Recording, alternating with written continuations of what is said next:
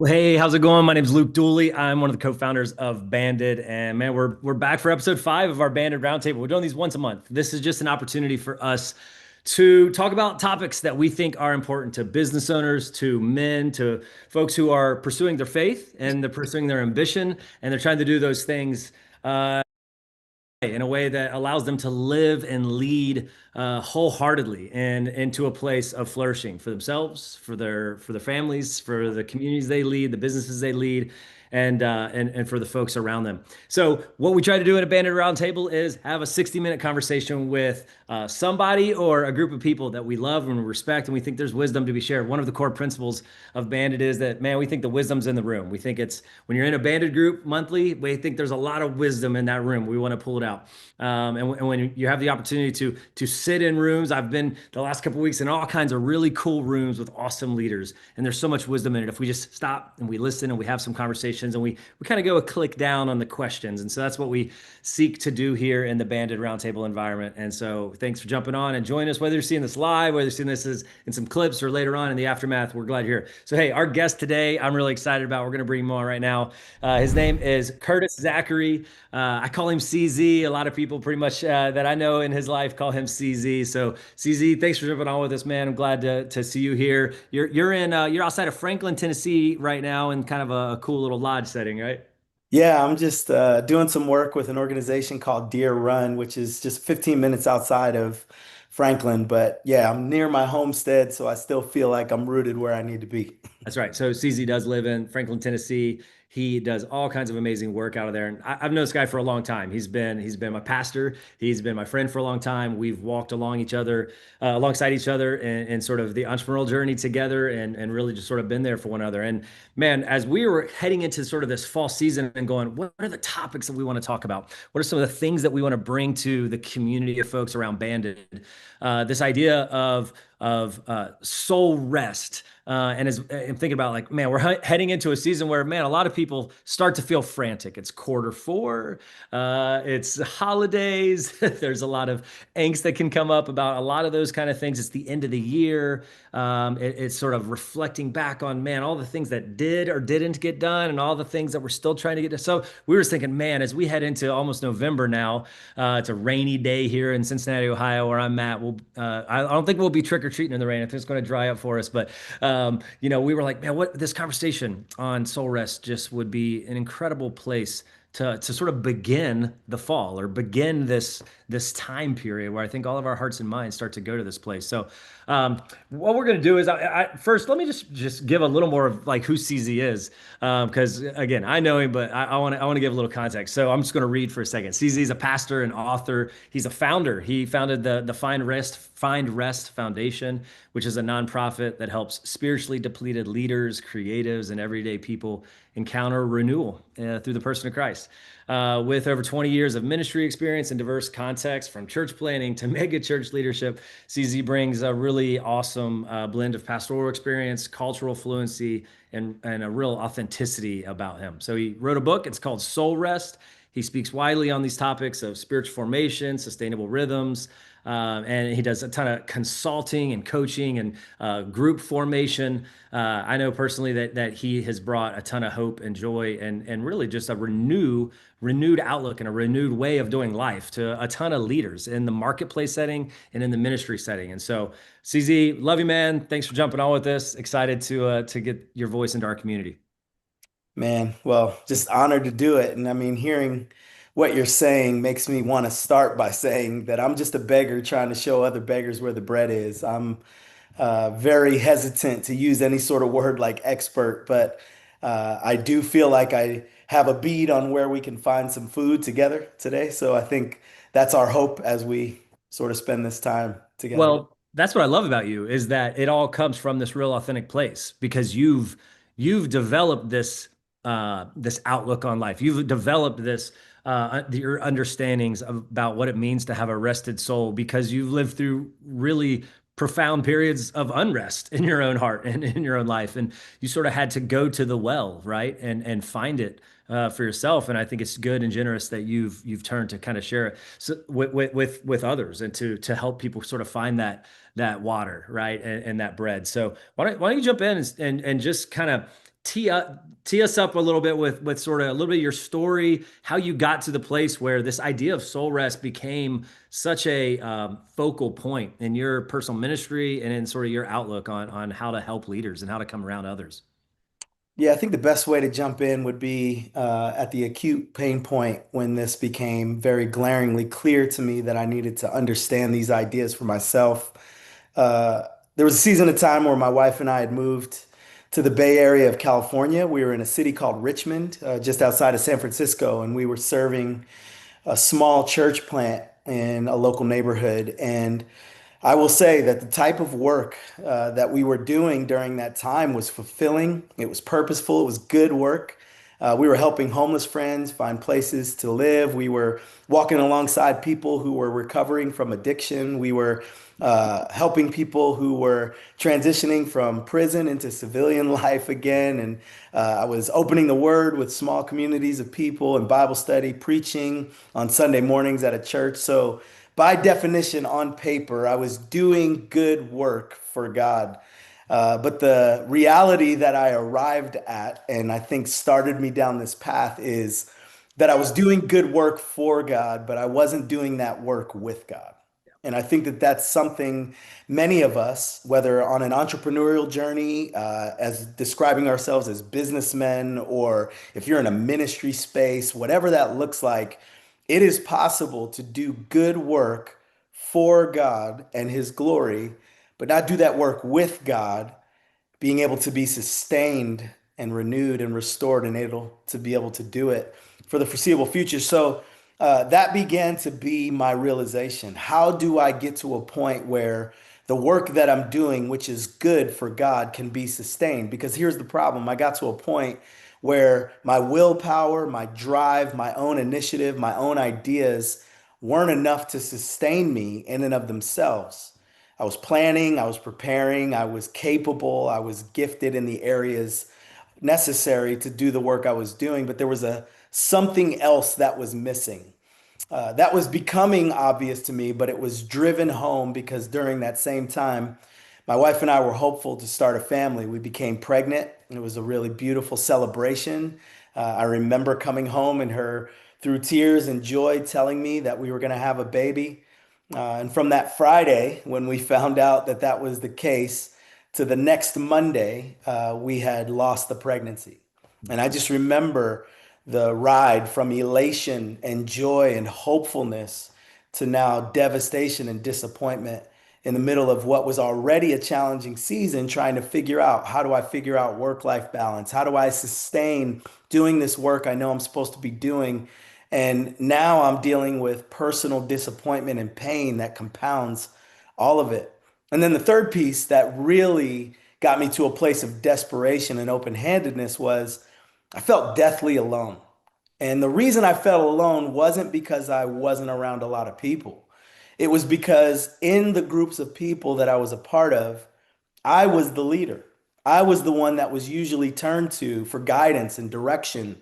Some of us can relate to this here, where you're the one who's leading the business, you're the one who's starting the thing, you're the one who's helping orchestrate the groups of people. And what would happen is, as I'm walking through these places of pain myself, I would find these small little windows where it felt appropriate or helpful to share a little bit about what I was experiencing. But in those moments, what would happen is somebody would turn to me and say, well, you're the guy that we normally talk to when we're in trouble. So we'll just give you some space. We'll just let you figure it out. And that was just like being on an island by yourself. And so my wife and I began to talk about, what does it look like for us to be able to do this sustainably for the future? Something needs to change.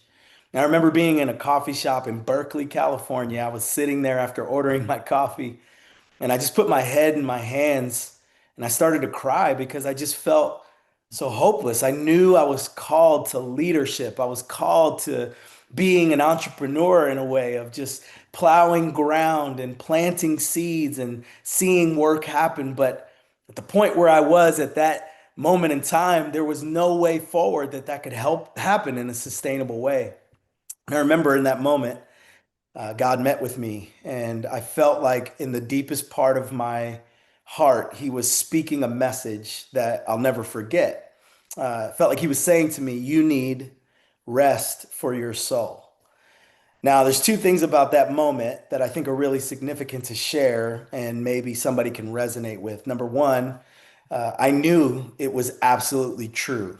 He wasn't saying I needed to take a break. I didn't need a vacation. I didn't need a couple days off. I didn't need a retreat that would give me a new setting. I didn't need a nap. I needed something that would touch the bone deep fatigue that I was experiencing that I couldn't even really articulate or explain. There was something more than just needing a break. It was the ability to sustain and to find rest in a way that would last and actually be deeply meaningful. So that was the first thing that I knew was true. But the second thing that I knew was immediately true was I have no idea how to find that.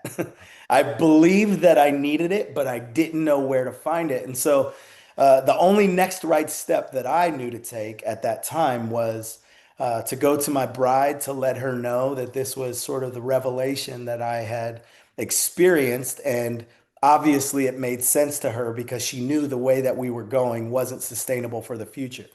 So I let the guys know that I was working with that I needed to take some time to figure out what the next right steps were. And what I did ultimately was open my hands to the possibility that God might be able to speak directly to that pain point, to that deficiency that I knew was a soulish deficiency. And I realized that the question was very simple. And I know it's going to seem like it's very reductionistic to a bunch of people who are very busy trying to figure out, okay, cool, I'm coming on here trying to figure out some strategies and some next steps. And this guy's going to tell me what to do in order to be able to make things more efficient, to be able to do rest in a way that will help me. But it starts with this question being answered. And it's simply this: God is saying to us in our humanity, am I enough for you? Hmm. Yes or no? Now, I know that feels like it might even be off topic for me to bring that up, but what I realized was so much of my fatigue, so much of this unrest that was at the bone deep level in my life came from the fact that I was striving and straining and proving and making and doing and building, all with this hopefulness that I would be useful to God here on earth in order to bring my work to the world in a way that's meaningful and purposeful. And I'm actually doing things that would bring Him glory and honor to His name and also provide for my family and solve problems in my community. Like, these things are all true, but the problem was I was doing that work for God without His sustaining power. And what He needed to know from me before I ever put my hands to anything else was, is it enough for you to be with me without the things you get to do for me? Wow. And I'll be honest, my answer to Him was sadly no.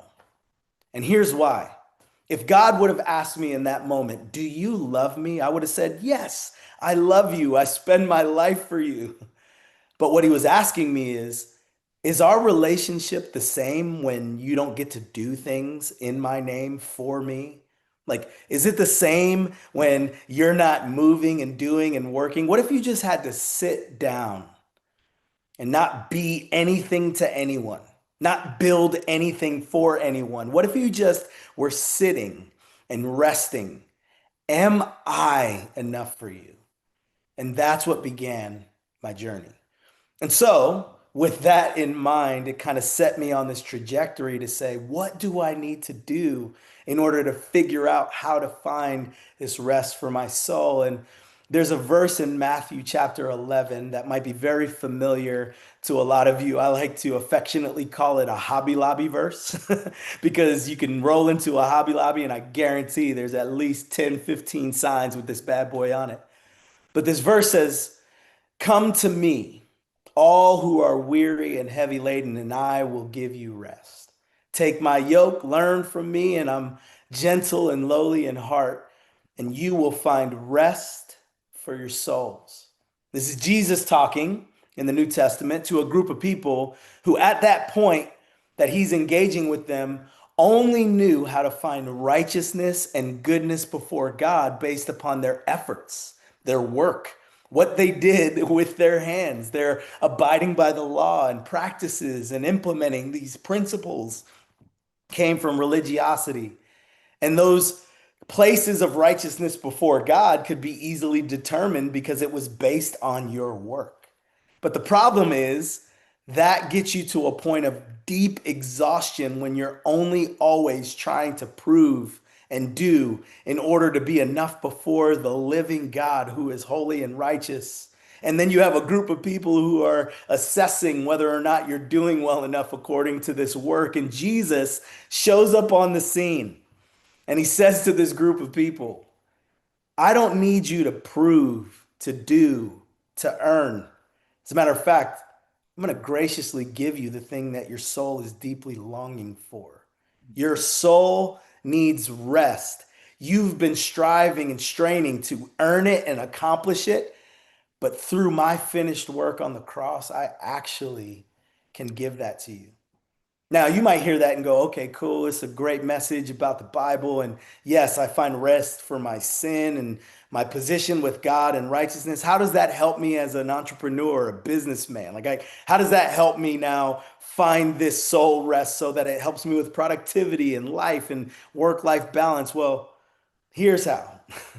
If I begin to believe at the core of my being that my identity and my worth and my value are not found in what I do for God, but it's found in rest, knowing that my identity and my connection to Him is where I find my footing. It's where I found my foundation. Now, when I work, I don't work to earn or prove or do. I work from rest. I work from a place of solidity. I work from solid footing. We're going to get into a conversation here in a second, but I want to make it really practical before we make that transition because I think it's interesting how, as people of faith, for whatever reason, when it comes to rest, we have the hardest time giving ourselves permission to believe not only that we're allowed to do it, but that it's possible to find it. And the reason I think it's sort of silly is in every other sector of life, we understand the logic that for us to do good work, we have to rest first and we need to work from rest. I'll give you one silly example. I love to run. Luke and I share this affection for getting out on the streets, throwing on some sneakers. It's just a good release. I know I have a lot of friends who are like, I only run when somebody's chasing me, but I enjoy it. I love getting out there and doing it. And I've done the half marathon here in Nashville a few times, and anybody who's ever done that knows it's brutal. You got hills all throughout and these little grades that go for a long time. And I love running, but man, running a half marathon will take it out of you. So imagine I run the half marathon, I get to the finish line and I'm barely making it across. I'm happy to be finished. I'm starving because I've used up all my calories and I'm limping because my calf is sore, my feet are hurting, and I'm just dripping with sweat and I'm ready to sit down. And then somebody pulls their car up next to me and they go, hey, I heard you're passionate about running. There's another half marathon in 30 minutes. Hop in the car. Let's go.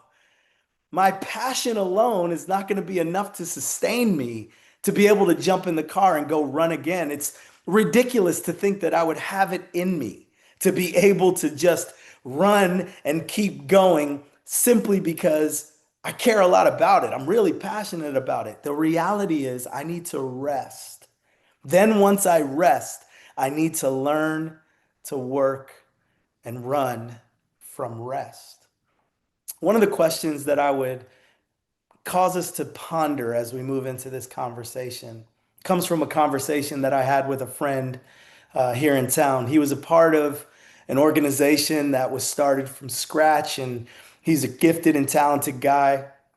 It's a faith-centric organization, and so they were doing really cool work, but also just bringing glory to God in a lot of really meaningful ways. They were affecting change in the community where they kind of planted this little organization, and it was starting to grow really fast. And my friend was super capable and gifted. He had a lot of talents and abilities, and even though he wasn't the primary or the principal in the organization, He was essentially what I would call the linchpin. He was the guy who was making it all happen. And I was in California at the time, looking back at him from a distance, just kind of following through email and all that, what they were up to. And it was just really cool to see how it was growing and it was exploding in this little area. And I came in town to visit. And I remember taking him to coffee. We're sitting together, and I'll be honest, he kind of looked haggard. He just looked really spent, completely depleted. And I knew all that goes into what it takes to build this organization that he's leading. And I was really proud from afar of what they were accomplishing. But of course, this is my friend. So I see in him this fatigue. And so I lean in and I'm like, man, it just seems like there's a heaviness on you. You just aren't your vibrant self, man. Are you okay? And he kind of took a deep breath, took a sip of coffee, and he said a statement that I'll never forget for the rest of my life. And I think this is the idea that I would want us to ponder. He said, CZ, I need to know what kind of man I am when I'm not paid to be good. And I think about that because even though many of us might not describe ourselves as ministry leaders or active in ministry leadership or working at a church, as followers of Jesus and people who want to put our hands to meaningful work here in the world, we would say that although we want to grow a business, although we want to be entrepreneurs that make change in our industries, we want to be people who bring glory to God with what we're doing. And what he realized in his pursuits of doing this organizational work that was good and meaningful for his community, ultimately he was doing it for the glory of God. And he felt like there were things that came with what he was doing in his job that required for him to kind of pay attention to the maintenance of how to be a good Christian guy and what are the principles that I can be embodying and showing other people so that I can come across as this person that's really invested in this faith and ministry work through my organization. And what he said was, I don't know if I have my own personal connection with God apart from this public perception that people have of me. I need to know who I am at the core of my being. And so, as we start thinking about this conversation and as we think about what it looks like for us to move forward, I just want us to kind of put a pin in that. And I want us to maybe revisit that at another point. Because there's a quote from a guy named Soren Kierkegaard. He was a Danish philosopher back in the 1800s. But this quote is one that I feel like is really apropos for both those of us who lead in maybe nonprofit work, doing work that is service-based or oriented, or maybe you're an entrepreneur and you're building a business, but as a person of faith, you want to be someone who is proud of and glorifying of God's work in your life through what you're doing. But this guy who lived in the 1800s says this thing that could have been a post yesterday on social media. He said, it is absolutely unethical when one becomes so busy communicating that he forgets to be what he teaches. And I think what happens for us is we begin to live in ways that are sort of incongruent. We have these ideas about who God is and what it means to know him that connect to our church participation. Maybe sometimes we allow that to seep into a Bible study we're a part of, or maybe even in our family, we're wanting to raise our kids in the way of Jesus. But when we think about ourselves as business people, as entrepreneurs, when we think about ourselves in the work that we're trying to do, all of a sudden it's almost like we got to take that God hat and put it over here. And now we got to put on our serious business hat and start doing real work. And what I feel like is important is that there has to be integration, congruity. We got to be whole people, bringing our whole selves to what we're doing. At the end of the day, and then we can start chopping it up, Luke, is soul rest is not something that I can accomplish. Soul rest is not something that I earn. Soul rest is the realization that my identity, work, and value are not found in what I do with my hands. It's found in the finished work that can only be done by the hand of God alone.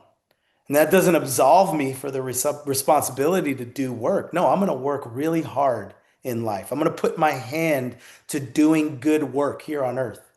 But I know that my work can be sustained not from a place of my own efforts, my own striving, my own straining. I'm working from a place of resource. I'm working from firm footing. My identity is not found in what I accomplish. My identity is found in Him. And it's from that solidity that I can, with confidence and sustainability, do the work that God has called me to do. Man, all right. Thank you, dude. That's an awesome just overview of your heart and your character and the way you help folks. There's so many things. I was sitting here while you were talking, just jotting notes down of things I wanted to circle back to.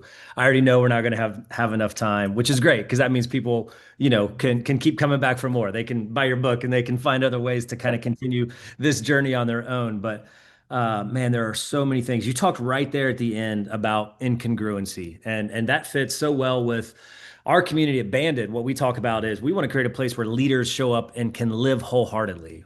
This is some of the language we use, where we talk about the intersection of the three arenas of life that we think every businessman is representing. It's their inner life, it's their vocational life, and it's their relational life.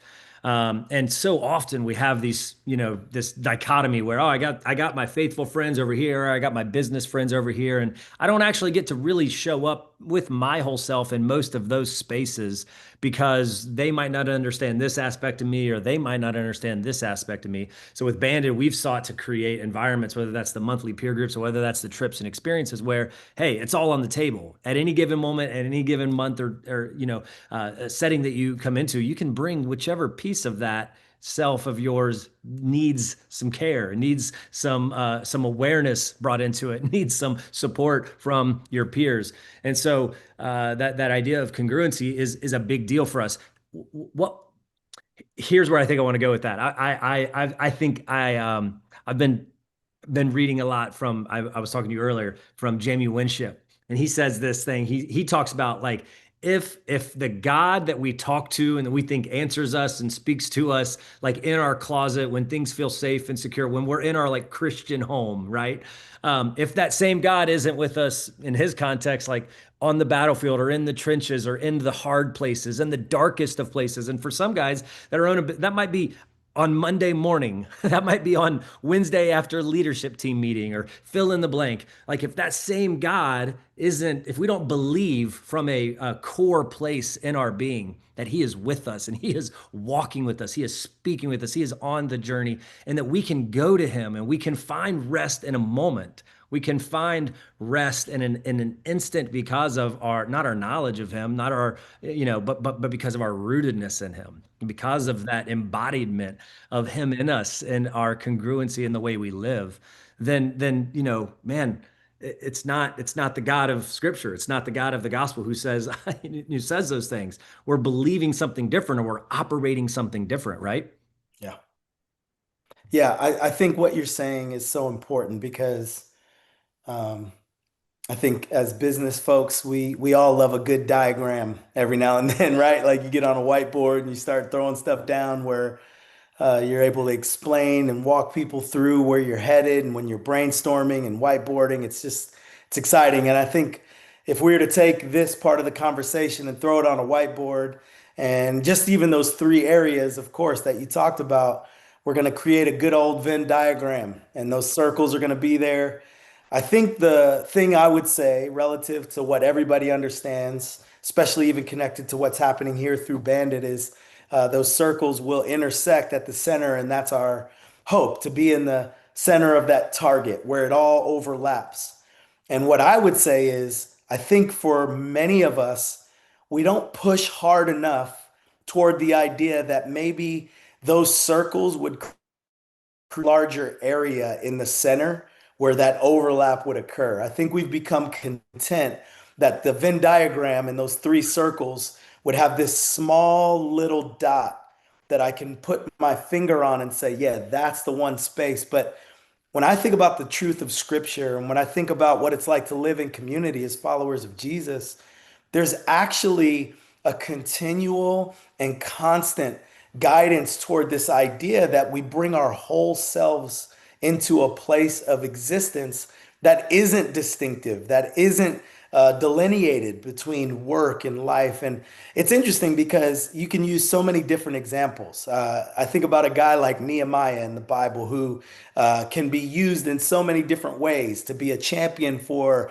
be a leader like Nehemiah, be somebody who would do the work that would build the wall and all these things. But the thing that's cool about Nehemiah's story to me is when you think about the Venn diagram of who he is in his personal relationships and who he is in his work and who he is and what he's trying to accomplish. It's like, man, that overlap is there. This guy had a government job. He was the king's cupbearer. He wasn't a preacher or pastor, like he had a job as somebody in the workspace. And yet he has a calling for his people because of relational connectedness. And now, because of his work and his relationships and his well-being, viewed as a good employee, he gets the resources he needs to do this work he's called to do by God. And so I think about this picture of integration that's there with him. And I would say, to your point, what the book you're reading is inspiring, and what I think this conversation should do for us is say,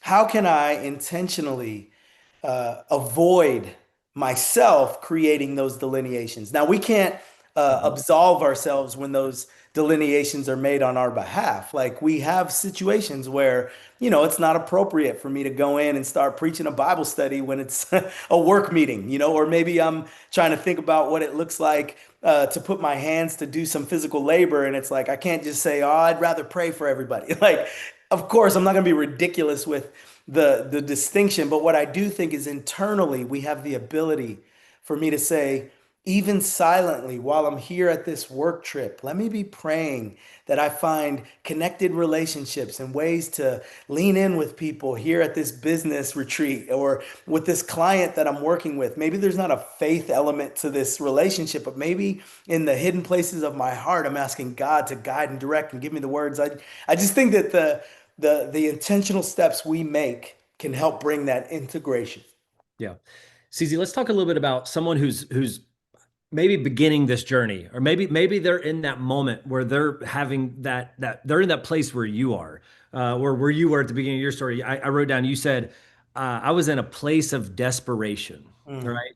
I'm thinking about like what are the foundations and then the elements, like how do we come alongside leaders that are trying to go, okay, I'm recognizing. One of the things we say at Bandit is that, we talk about self-awareness, and we'll say, man, awareness is the doorway to transformation, right? yeah. And so maybe there are guys out there going, okay, I think I'm aware that I'm in need of some rest. I'm in need of something different. I got a text last night. I was on an airplane. I got a text from a dear friend that said, "Hey brother, I'm bringing this to you because I love you and I trust you."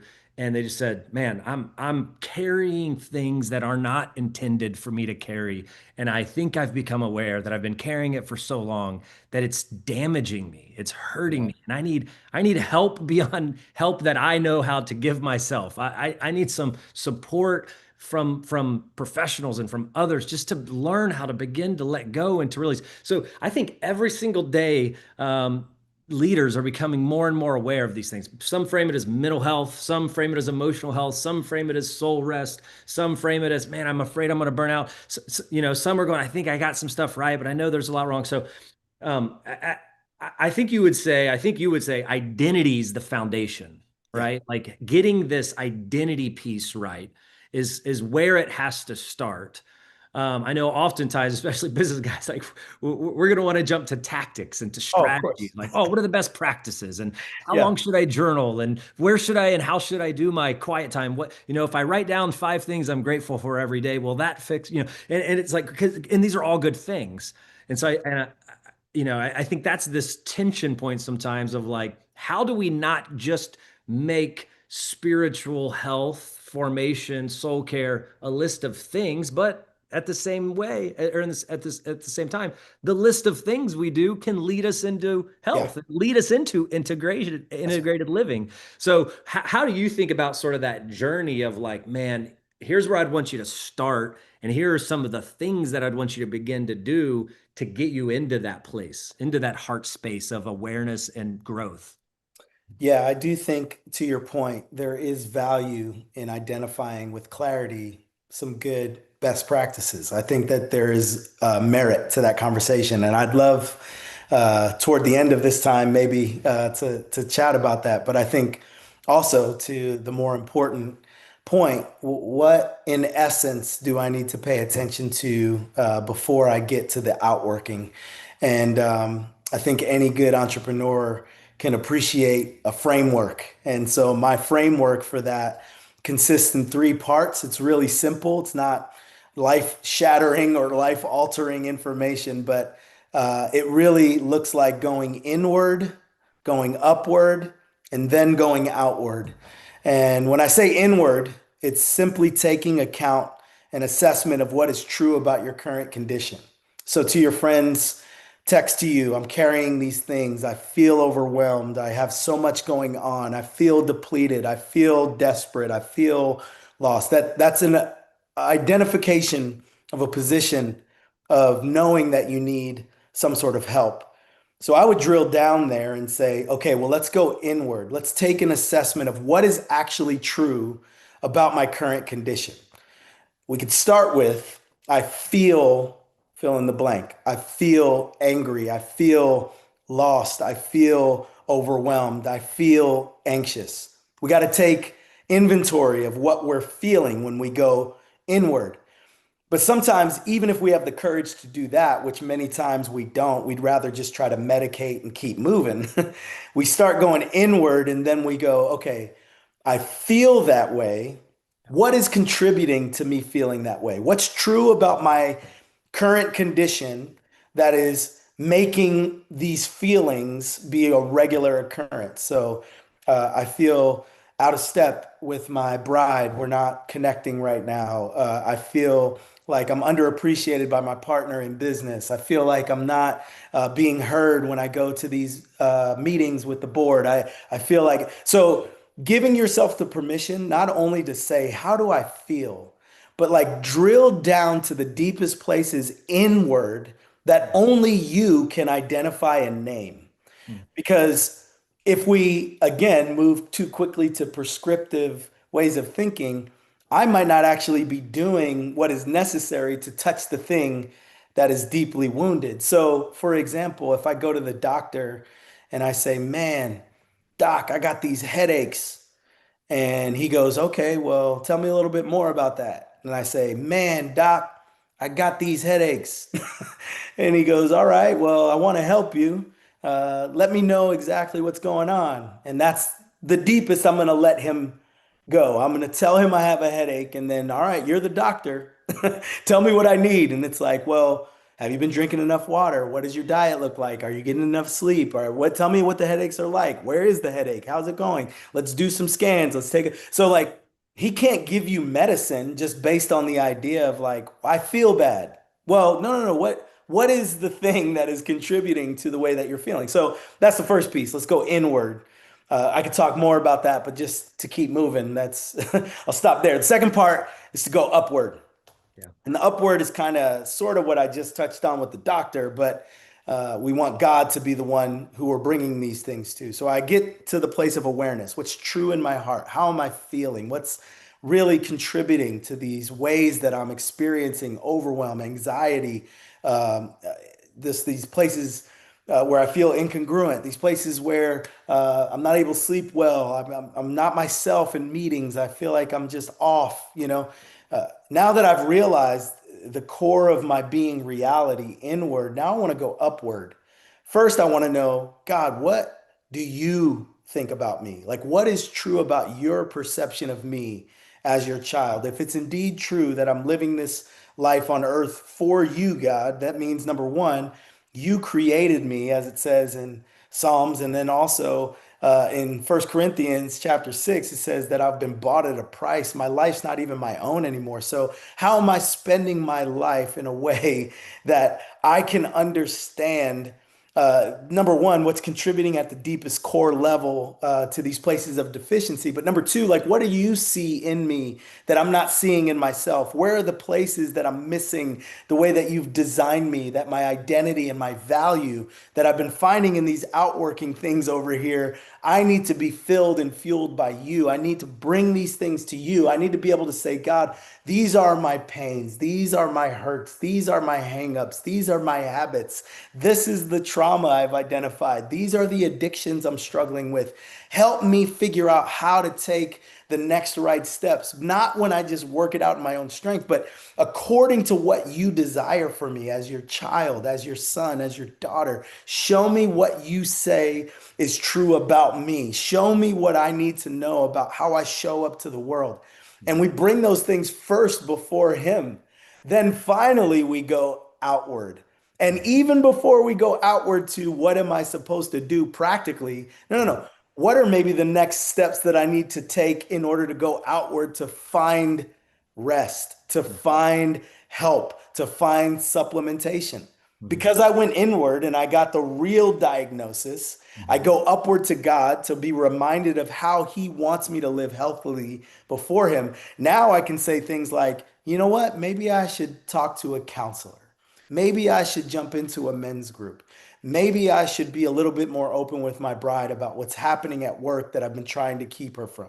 Maybe I need to be able to write down a list at the beginning of the day of the things that make me feel overwhelmed so I can get them out of my brain. Like all of these things start to feel more practically connective after we've done the work that starts inward and gone upward. I'm not jumping to prescription before I get the true essence of what's happening there.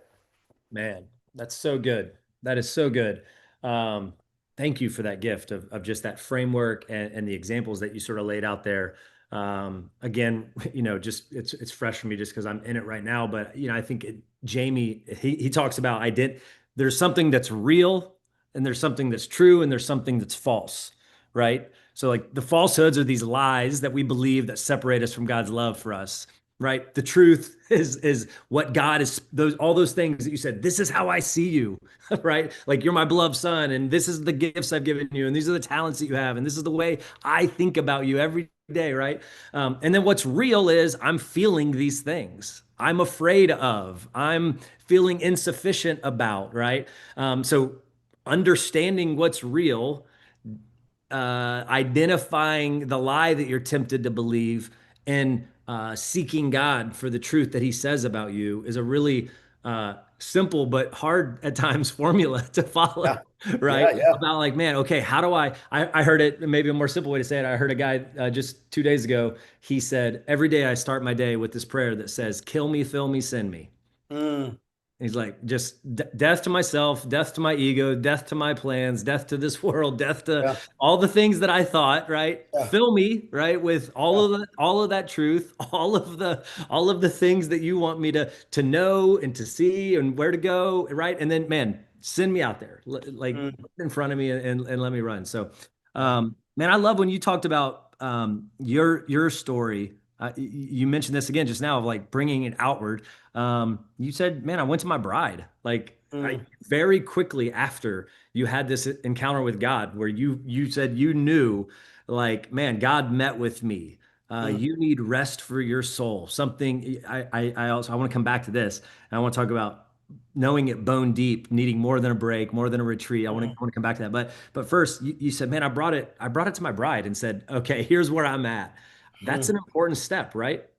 Man, I can't emphasize it enough. And I'll even say from that time, I guess now that was probably 12 years ago, to now, I would only increase the intensity of the importance of that part. Just seeing the value of being in rhythm and in step with your partner in that way. And, I know some people who are listening to this might even have a little bit of complexity in hearing something like that, because if we're completely honest, maybe as much as, we want that to be true, maybe we're in places right now hearing that where it feels like it's a little bit more elusive to just simply lean into that. And so I'm sensitive to that. And so I don't speak flippantly in saying these things. But what I will say is, yeah, if you are a married person and you are setting your hands to a work that you feel called by God to do, whether it's an entrepreneurial endeavor or if it's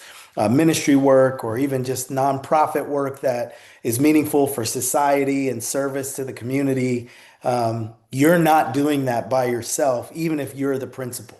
Even if you're the one who is sort of the figurehead, maybe you're the one out at the meetings, maybe you're the one who's leading these conversations, maybe you're the one who's seeking donations and support, maybe you're the one who's looking for capital, maybe you're the one who's implementing these projects, but you're doing it together.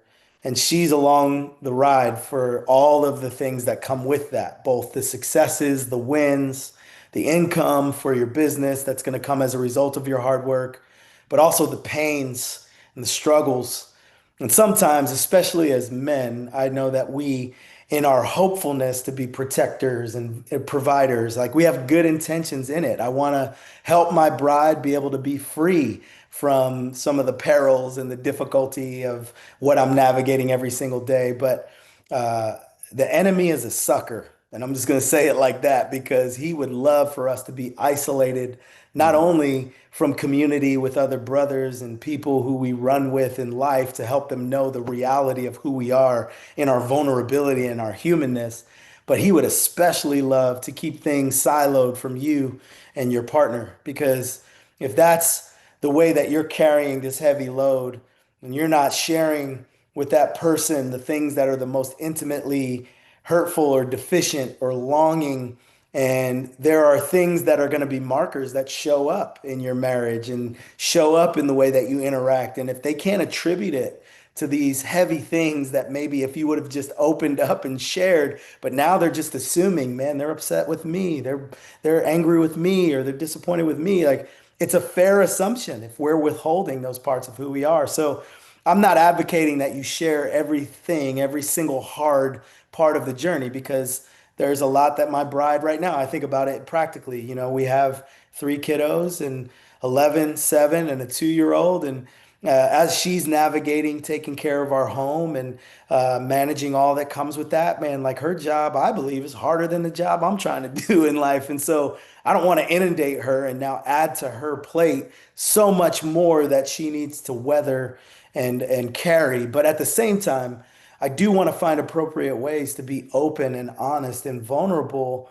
because it's not just management for my own well-being, which there is the byproduct of that, but it's also an appreciation to say, like, whatever that entrepreneurial journey you're doing is, whether she's practically in it or not, she's in it. And so I think that's the service that not only we can receive from in that conversation, but we sort of owe to our spouse to be able to let them see that part of where we are. Yeah, it's good stuff.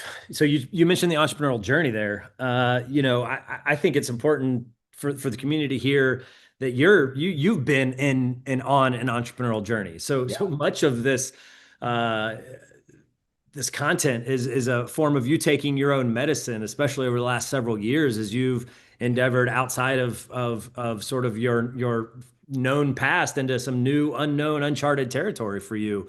What's that been like as you've encountered those seasons of holy cow, the list of things I don't know are way bigger than the list of things I know. And how has your practices of soul rest, how have they waned and how have they seen you through? And how has the sort of the entrepreneurial burden and opportunity, I call it, it's this mixed bag, right, of burden and opportunity. How Yeah. has that sort of changed your thinking or your own understanding of some of these ideas? Yeah, it's interesting. I probably wouldn't say it's changed my thinking in any way, but I would say it's deepened my thinking Right. in a lot of ways. I'm thankful that, uh, like you were just saying, there's been proof of concept. It's like these things that I've been saying, hopefully they stand up when you actually implement them. And I find that they do. But I think to your question, and I would say to the point, it's been very clear to me that it's deepened my level of dependence on God for these things that I'm saying here in words and ideation to the listener. As I've sought to practice them, I've needed them to be deeply connective to my heart. And so, practically speaking, I think one of the things that's been really interesting is as I've taken steps toward reimagination for what my vocation looks like, it's sort of moved me out of what would be a traditional playbook for someone like me, who's sort of a pastor guy who talks about the Bible and helps people. There's a lot of default settings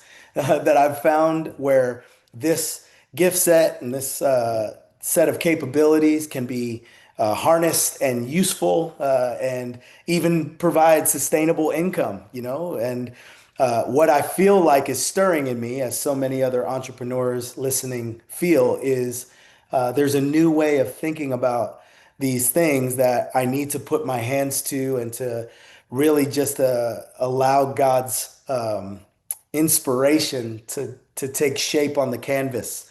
And as I've done that, it's fear inducing. I mean, when you're uncharted territory or there aren't clear boundaries or fences that feel familiar, it can be exciting, to have uh, land in front of you to run as fast and as free as you want. But also, you start asking the question like, okay, when do I stop? How far do I go? I don't feel contained. I don't know. And so that fear is both exciting, but it's also alarming. And so rather than me trying to muscle my way through, trying to act as though I don't feel the sense of overwhelm or anxiety and try to project a sense of confidence that isn't real, trying to fake it till I make it. I try to drink my own medicine, like you said, and I do the cycle. And it's really cool because, and I'll talk about it in a second.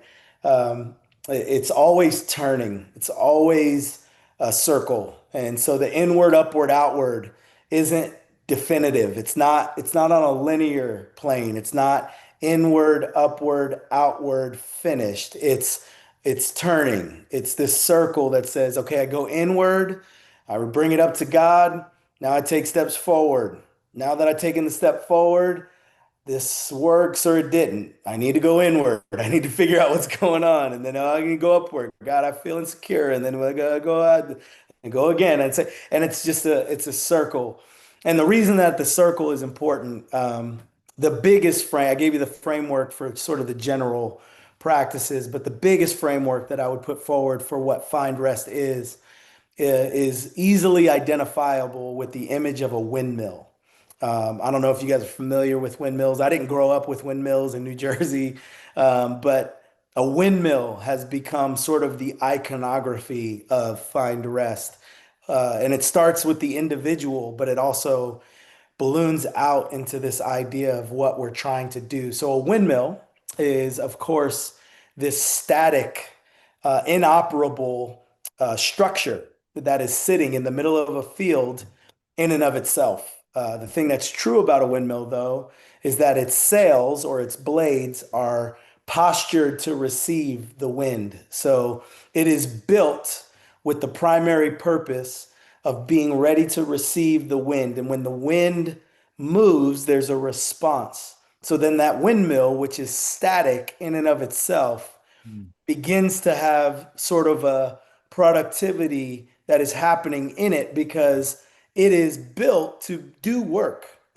But it only does that work as a result of the movement of the wind. And when the wind moves, and the windmill starts turning, there's an output, whether that's electricity for a village or whatever that windmill is there to do. But the windmill only moves as a result of the wind moving. And as you could probably see, that parallel can show us ways forward, not only just spiritually, but also even vocationally. I think so many times we're prone, if you think about the windmill, to be the guy who's like trying to spin the windmill ourselves. We're trying to get that thing going and we can make the windmill go, but it's going to slow down and it's eventually going to stop like the price is right. It's going to eventually just kind of trickle out. But when the wind moves the windmill, Now it's sustained and it's power, and there's no effort connected to it. It's just a response.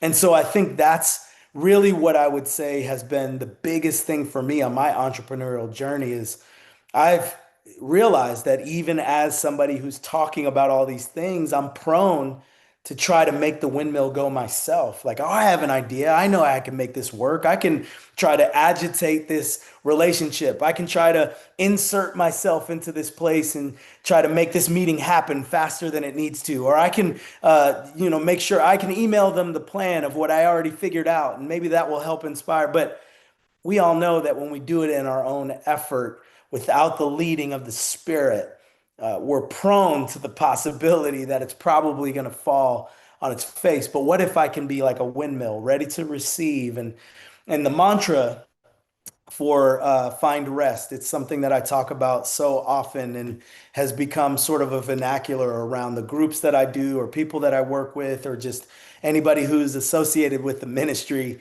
God moves, we respond. God moves, we respond. And I would just say, as an encouragement to the person listening, just like me, there is this desire for us to respond and then ask God to move.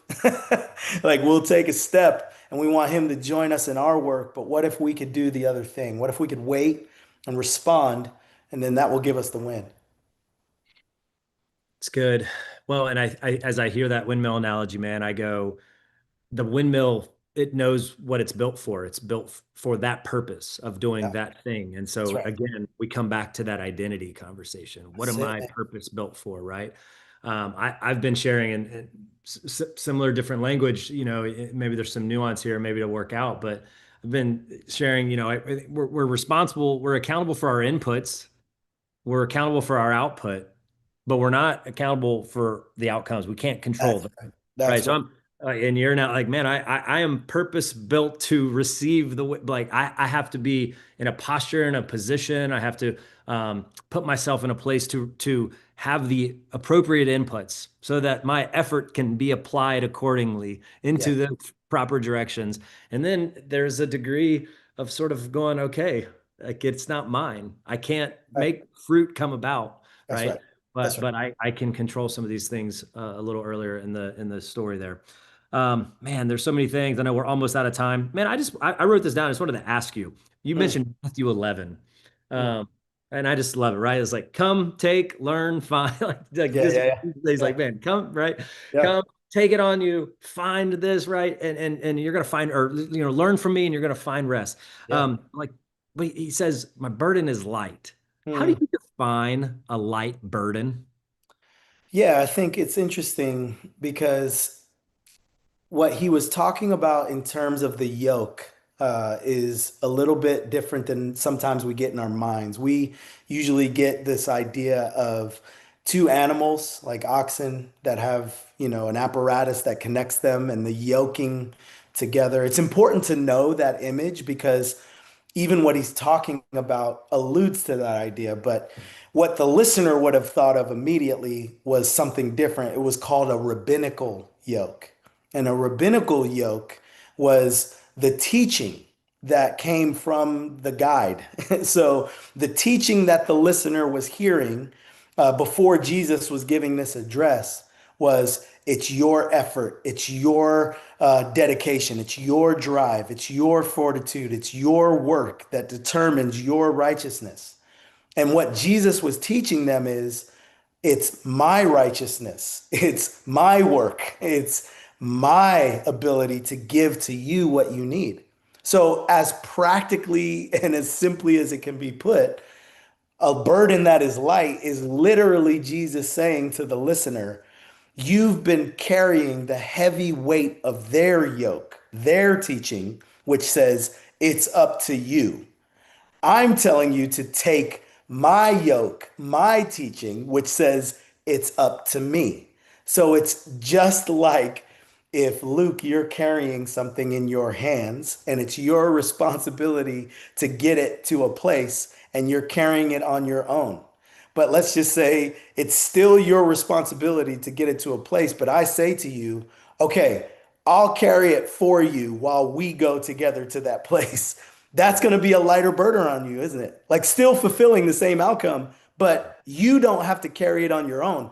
I'm actually going to carry it for you. And that's what Jesus was saying. So the burden is light is truly the most transcendent and most important idea about soul rest you could find.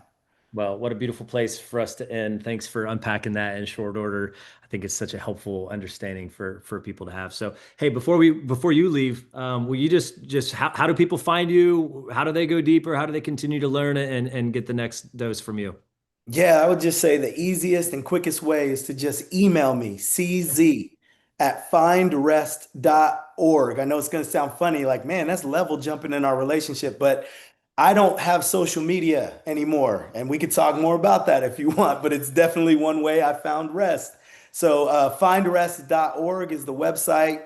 And I'm hopeful to just bring more resources to that place, hoping that it becomes more of a hub for the ministry. But email me. I'd love to grab a call. We could talk about, working with your teams, or if you want to, as individuals, have conversations, I'd be happy to do that. And then I wrote a book. You can find it on Amazon. It's called Soul Rest, and maybe that will be helpful and encouraging too.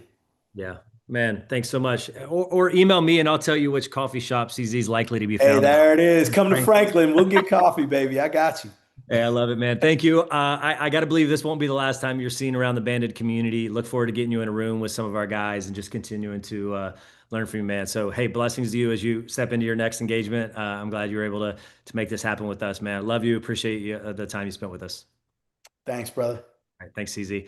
Hey, everybody, thanks a lot for jumping on. That is a banner roundtable here for the month of October, and man, we're excited to continue on next month, where we're going to be having another awesome panel conversation with some entrepreneurs and business owners that are part of the bandit community. We're going to be talking about culture. We're going to talk about end of year rhythms. We're going to talk about measurements and sort of how to look back and look ahead and sort of set the pace and how to celebrate well too. We're going to have some fun conversation around that. So, thanks a lot for being a part of the banner roundtable. We'll see you guys around soon.